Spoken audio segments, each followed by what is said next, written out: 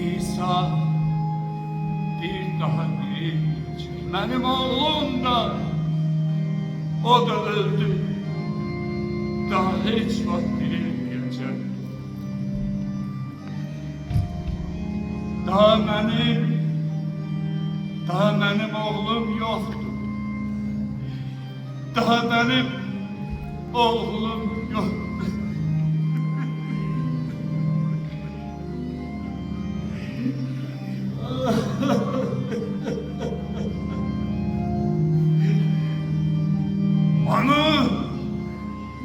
Onu siz öldürdünüz. Bəli, onu siz öldürdünüz. Mənsə buna razılıq verdim. İndi bu əməlimə görə it kimi peşmanam. Kaş siz öləydiniz. Kaş siz öləydiniz. Hamınız öləydiniz. O isə sağ qalaydı. Axı sizin bu tauna tutulmuş qəlbiniz üçün hələ nə qədər qurbanlar vermək lazımdır? Sizdən soruşuram. Nə qədər? Budur o. Mənim balam. Yaralarından alqan axan zavallı əzabkeş balam. Budur o. Budur o qurbanlıq quzu.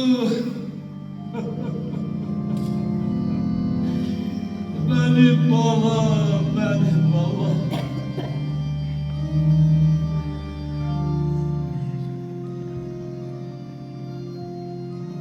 Ne oturmuşsunuz ha?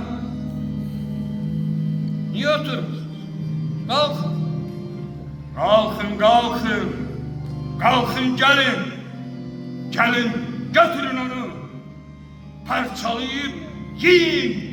Ben onu sizin qabağınıza mırıldayan köpek sürüsünün qabağına atılan bir parça sümük gibi atıram. Gelin tökülüşün, gidin parçalayın, yiyin onu. Adam yiyen vəhşilər, kan içen zalimlar, leş güden kuzgunlar, onun lahta kan içerisinde ağlaya birbirinizle boğuşun, birbirinizle didişin.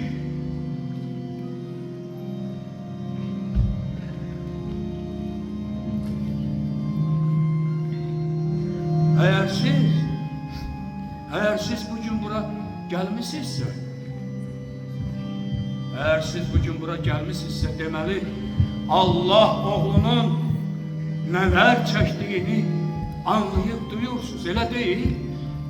Bəs yegane evladının çarmıxa çəkilməsinə icazə verən atanı necə, Allah'ı necə başa düşürsünüz? Bəs yegane oğlunun güllələnməsinə razılıq verən bir atanın çəkdiyi iztirabları necə anlayıp duyuyorsunuz?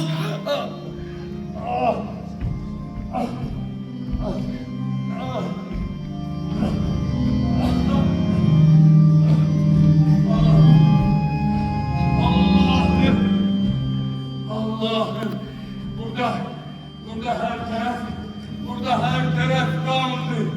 Burada her taraf kandır, her taraf kan akınıdır. Burada her taraf lahtalanmış kandır. Allah'ım, ey yerlerin, göylerin sahibi, yoksa senin hükmünde olan her yer kana bürünür. Seninse bundan haberin yoktur ha? Belki sen göylerde üstü tahtacında durup yeryüzünde baş verenleri ancak seyredirsen. Belki yeryüzünde yarattığın bendelerin çektiği meşakkatlerden haberin yoktur.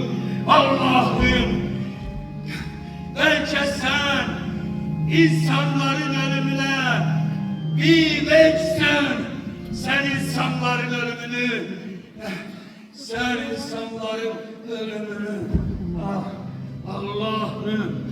Allah'ım eşitirsen mi? Sen beni eşitirsen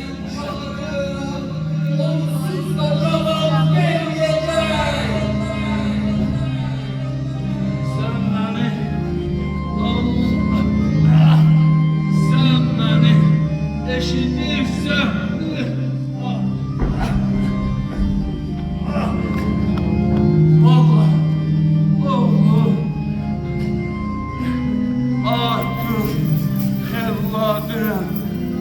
benim balam.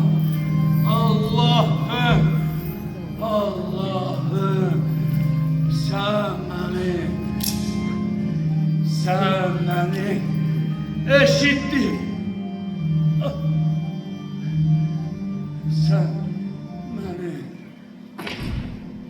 eşittirsen.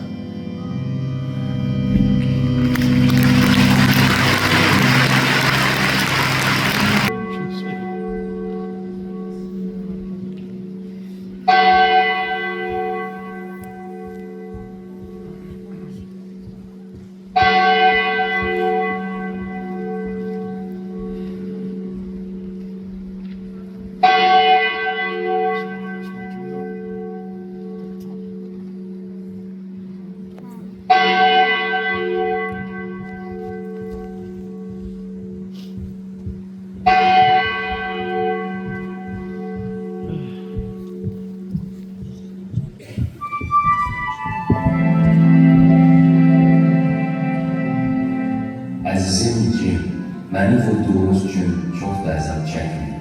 Düzdür, o vaxtlar bu mənim üçün ağır zərbə idi. Sonralar daha pis zərbələr aldım, amma tab gətirdim. Yorulmadan, usanmadan öz işimi gördüm. Az da olsa hər halda işdir. Öz müddəmə düşən işi başa çatdım. Ölüm hökm göstərir ki, mən bu işi vicdanla yerinə getirmişim.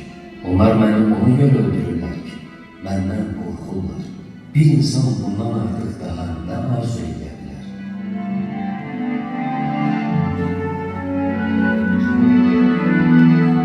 Amma mənim bir arzum da var. İstəyirəm o şirləri unuda bilməməyimin səbəbini izah edeyim. Əlbəttə, bu səbəbi bilirsiniz, amma icazə verin yenə deyim. Cin, mən sizi hələ siz biçimsiz qız olanda çift paltar geyib, sıçan buyurdu kimi nazik ürəkləriniz olanda sevirdim. İndi də sevirəm.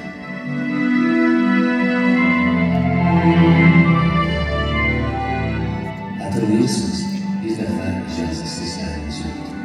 Həzin səslə xahiş elədiniz ki, bir də belə şey eləməyin. İndi də adınız yazılan kağızı öpürəm. Belə çıxır ki, mən sizi 2 dəfə öpmüşüm. İkisində də razılığınızı almadım. Ümidvaram, əfv edərsiniz. Əlvida, əzizim Cin. Məktubumu hələ uşaq vaxtı öyrəndiyiniz kiçik bir şeirlə bitirirəm. Mən bir xoşbəxt adamım. Yaşasam, ölsəm. Mən bir xoşbəxt adamım. Yaşasam.